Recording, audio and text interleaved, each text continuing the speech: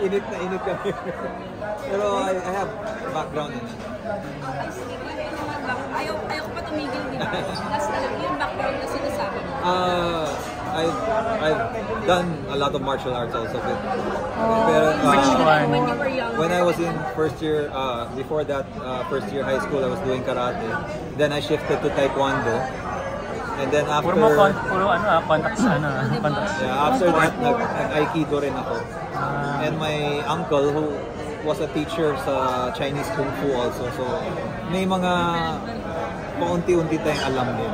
Sabi nga ni Direk Lester, yung mga best action stars daw are martial artists din. Or martial artists. Kasi it's easier for us to do the...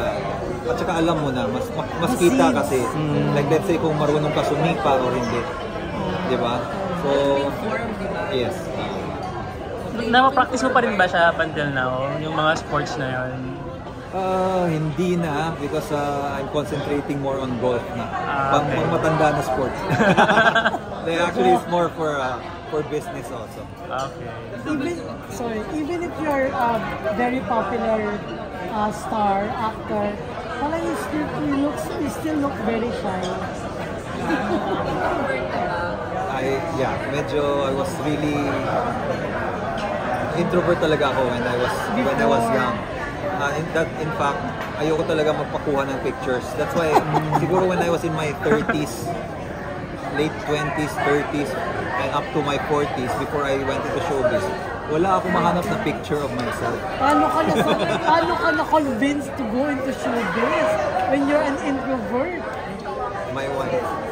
Siya yung nagsabi sa akin. Yeah, sabi niya sa akin, kasi in-offer sa akin, di ba, na kinukuha ako para sa as father of Kim Chiu, di ba? And then, sabi ko, dati hindi nga ako nanonood ng teleserye. Si Dagang pa ba to? Si Dagang? Yes. Si Dagang.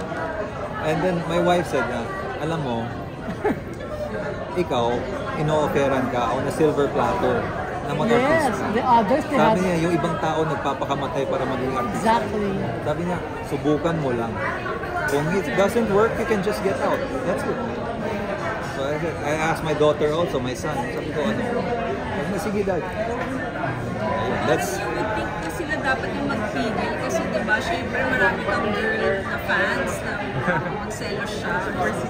Pero surprisingly, they were the ones who pushed me kasi kung hindi, baka hindi ko talaga ginawa. Last na lang kasi grabe yung popularity na